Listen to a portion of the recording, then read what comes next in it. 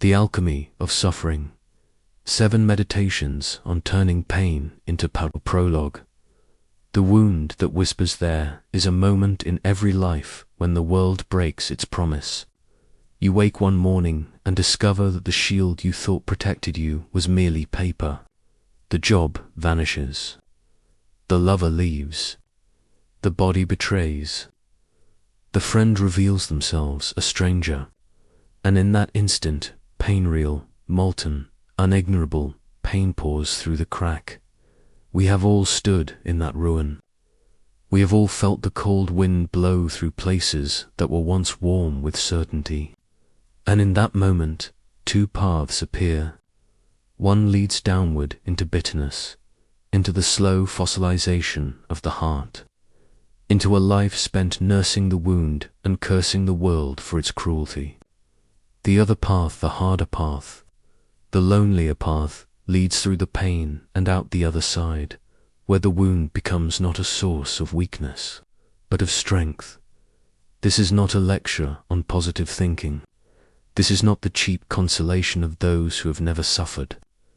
This is an invitation to an ancient and terrible alchemy, the art of turning lead into gold, of transmuting the base metal of suffering into the gold of character.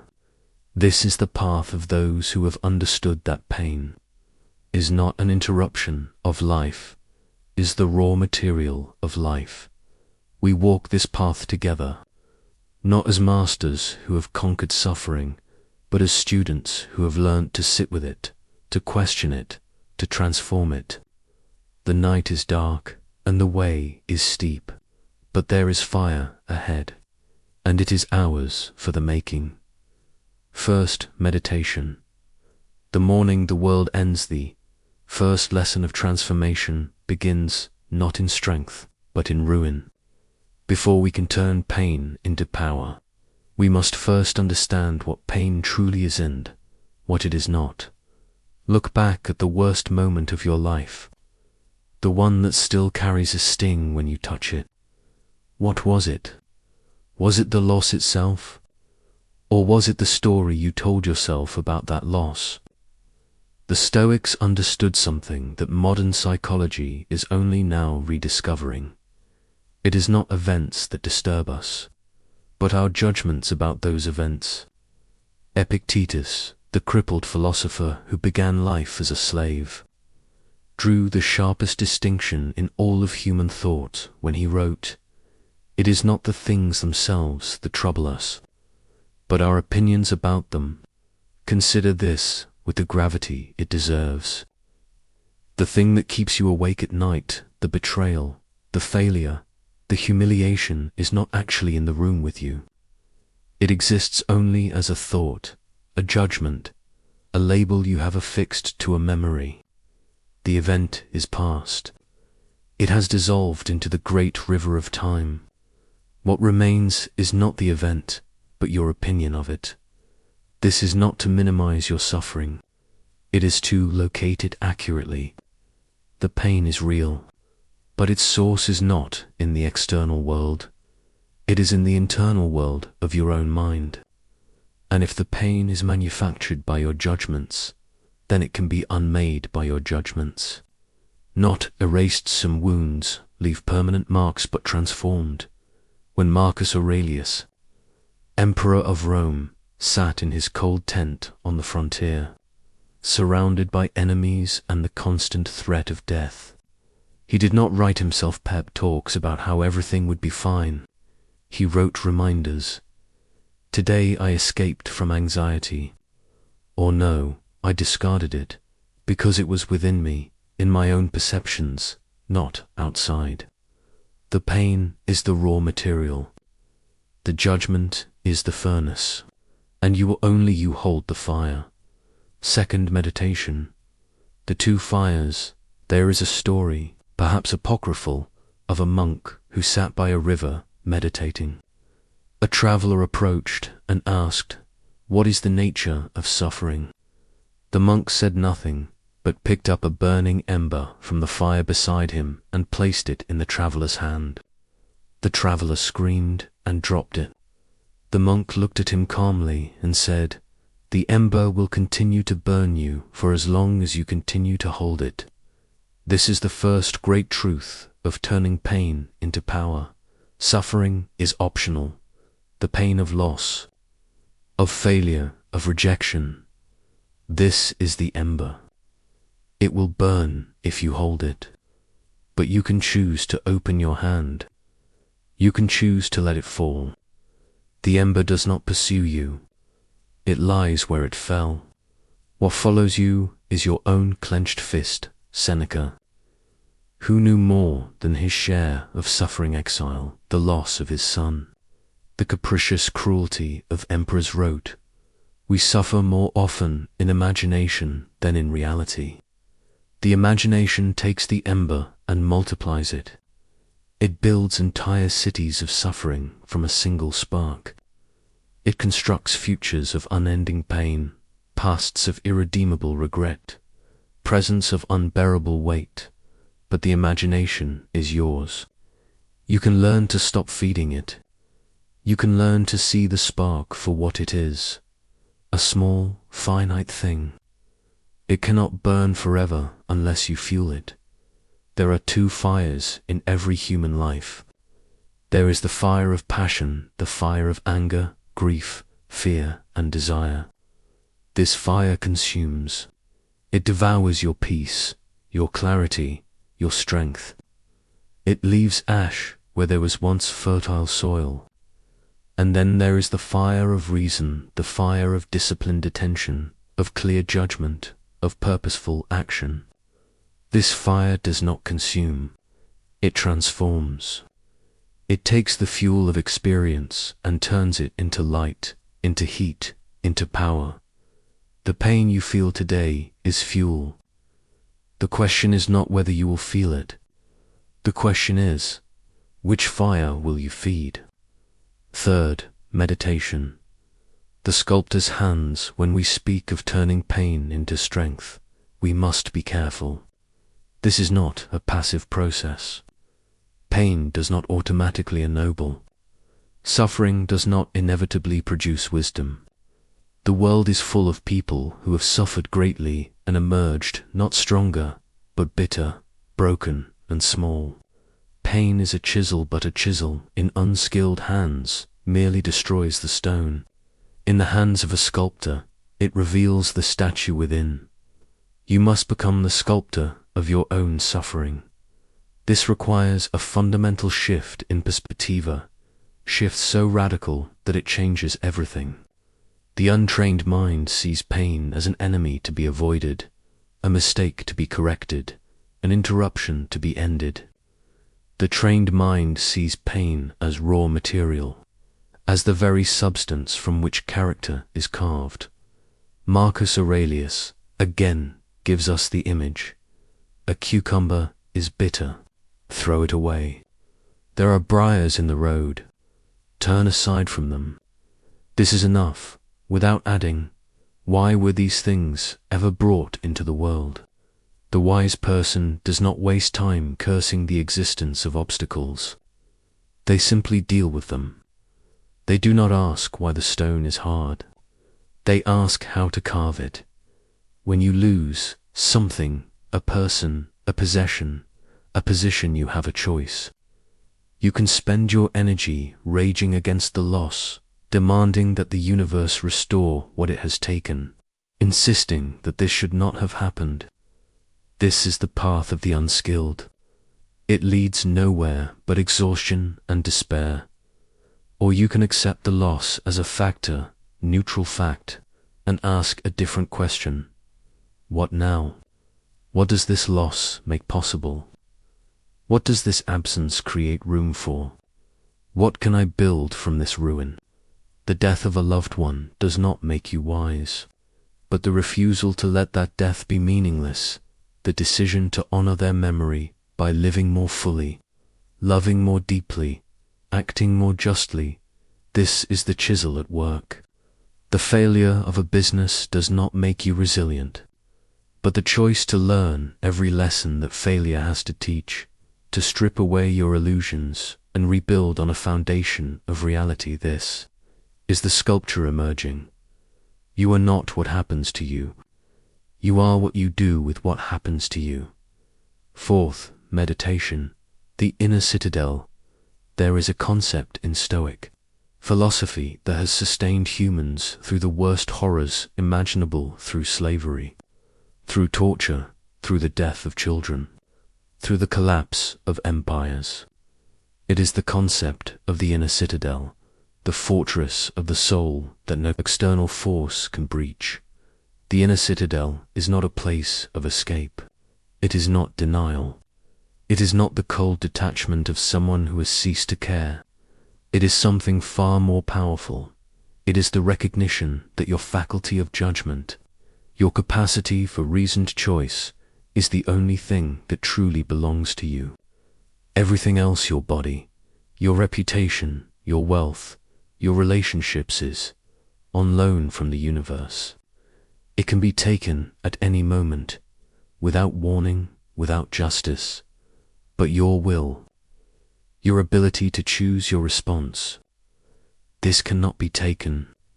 This is yours alone. Epictetus, who lived with a permanent limp from the beatings his master inflicted, who knew what it meant to have his body treated as property, wrote words that have echoed through to millennia. No one shall harm you without your consent. You will only be harmed when you think you are harmed. This is not the philosophy of the comfortable. This is the philosophy of the enslaved, the tortured, the broken. This is what remains when everything else is stripped away, and it is enough. When pain comes, real pain, the kind that makes you gasp, the kind that leaves you staring at the ceiling at 3 a.m., must retreat to this citadel. You must remind yourself, my body may be in pain, but my mind can choose its attitude toward that pain. My circumstances may be dire, but my will can choose integrity, courage, patience. My life may be falling apart, but my character can remain intact. The citadel is not built in a day. It is constructed brick by brick, choice by choice, in the small moments when no one is watching. Every time you choose patience over anger, you lay a stone. Every time you choose honesty over comfort, you mortar a brick. Every time you choose to endure rather than escape, you raise a wall, and when the siege comes, and it will come, you will have somewhere to stand. Fifth, meditation, the art of acquiescence. There is a word in the Stoic vocabulary that is easily misunderstood, amor fati. It is often translated as love of fate, but this translation is too thin. It suggests a kind of cheerful acceptance, a smiling nod to whatever comes. The reality is darker, stranger, more demanding. Amor fati is not the love of fate, because fate is good. It is the love of fate because fate is yours. It is the radical acceptance that precisely this, right now, with all its pain and disappointment and difficulties, the raw material of your life. Not some other life, not the life you wanted, not the life you deserved. This one, Nietzsche, who absorbed Stoic thought and transformed it, gave the concept its most powerful expression. My formula for greatness in a human being is amor fati, that one wants nothing to be different, not forward, not backward, not in all eternity. Not merely bear what is necessary, still less conceal it, but love it. This is not passivity. This is the highest form of activity. It is the refusal to waste a single ounce of energy on wishing things were different. It is the channeling of all your force into the one thing you can control, your response. When Marcus Aurelius wrote, "A blazing fire makes flame and brightness out of everything that is thrown into it," he was describing amor fati in action. The fire does not complain about the wet wood or the green wood. It does not wish for better fuel. It simply burns, and in burning, transforms. Your pain is fuel. Your loss is fuel. Your disappointment is fuel. The question is, are you a fire hot enough to consume it? Can you look at the worst thing that has ever happened to you and say, this, too, I will use. This, too, I will burn. This, too, will become heat and light. This is not masochism. It is not the glorification of suffering. It is the recognition that suffering is inevitable, and the only choice worth making is whether you will be consumed by it or consume it. Sixth meditation. The evening ledger, the transformation of pain into strength, does not happen in grand, dramatic moments. It happens in the quiet hours, in the small disciplines repeated daily until they become second nature. And the most important of these disciplines is the evening reckoning. Seneca, in his letters to his friend Lucilius, describes this practice in detail. At the end of each day, he would sit in judgment of himself. He would review his actions, his thoughts, his reactions, with the same objectivity a physician reviews a patient's symptoms. What evil of yours have you cured today? What vice have you resisted? In what way are you better? This is not a court of condemnation. It is a clinic of improvement. The goal is not to punish yourself for your failures, but to understand them, to see where you lost your footing, to trace the path from stimulus to reaction, and to identify the precise moment where you chose poorly. When pain strikes, we often react before we think. The insult lands, and anger rises before we can stop it. The loss occurs, and despair floods in before we can dam the river. The evening reckoning allows us to replay these moments in slow motion, to see the exact point where we surrendered our power. Ah, we say to ourselves, there, that is where I forgot myself. That is where I accepted the impression as truth without examining it. That is where I chose the fire of passion over the fire of reason. And having seen it, we can prepare for tomorrow. We can rehearse the moment in our minds, imagine a different response, strengthen the neural pathways of virtue. We can, as Epictetus advised, practice not being swept away by impressions. This is how pain becomes power, not by avoiding the moments that test us, but by studying our failures in those moments until we learn to succeed. Each night, you examine the wounds. Each morning, you rise a little stronger, a little wiser, a little more prepared for the battles ahead. Seventh meditation. The fire that does not die. We come now to the final dawn. The pain that once threatened to destroy you has been transformed. It has not disappeared, some pains never do, but it has been integrated. It has become part of you, not as a wound, but as a source of depth, of wisdom, of compassion. You are different now. You have passed through fire and emerged, not ashes, but steel. Marcus Aurelius, looking out at the world from his position of absolute power, saw clearly what most of us spend our lives avoiding, that life is short, that death is certain, that everything we love will eventually be taken from us. And yet his writings are not despairing. They are among the most life-affirming documents ever created. Why? Because he understood that the shortness of life is precisely what gives it meaning. The fact that things end is what makes them precious. The fact that we can lose everything is what makes the choice to love, to act, to strive, so profound that the pain you have suffered has not weakened you. It has stripped away the illusions that once protected you from reality.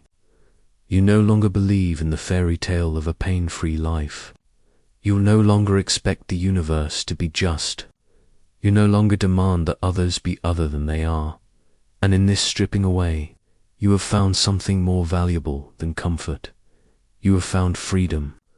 The freedom of the one who has nothing left to lose. The freedom of the one who has touched bottom and discovered that the bottom is solid. The freedom of the one who knows that whatever comes, they have within them the resources to meet it. You have become the fire that consumes everything thrown into it. The wet wood of disappointment. The green wood of loss. The heavy logs of betrayal. All of it burns. All of it becomes light. Epilogue. The morning after the night ends. It always ends. The sun rises on a world that does not care about your suffering, and this indifference, once a source of pain, is now a source of peace. The universe does not owe you an explanation. It does not owe you justice. It does not owe you comfort. It owes you nothing, and in that nothing, you have found everything. You have learned that strength is not the absence of pain, but the refusal to be defined by it. You have learned that resilience is not the ability to avoid falling, but the ability to rise each time you fall. You have learned that the only real power in this world is the power over your own mind. The pain is still there. It will always be there, in some form, but it no longer rules you. It no longer dictates your actions or poisons your thoughts. It has become what it always should have been. Raw material for the construction of a life. You look in the mirror and see someone who has suffered, but you also see someone who has transformed that suffering into depth, into wisdom, into the capacity for genuine compassion, because only those who have known pain can truly comfort the pained. Only those who have been broken can truly appreciate wholeness. Only those who have touched death can truly value life. This is the alchemy. This is the transformation. This is the path, and it begins again tomorrow. Practical meditations, exercises for the journey. The philosophy we have explored is not meant to remain in the realm of abstraction. It is meant to be lived, practiced, embodied. Here are 7 exercises, corresponding to the 7 meditations, that you can use to begin turning your own pain into strength. Exercise 1. The inventory of judgments. Take a piece of paper and divide it into 2 columns. In the first column, list the painful events of your life, the losses, the disappointments, the humiliation. In the second column, write the judgment you have attached to each event. This was unfair.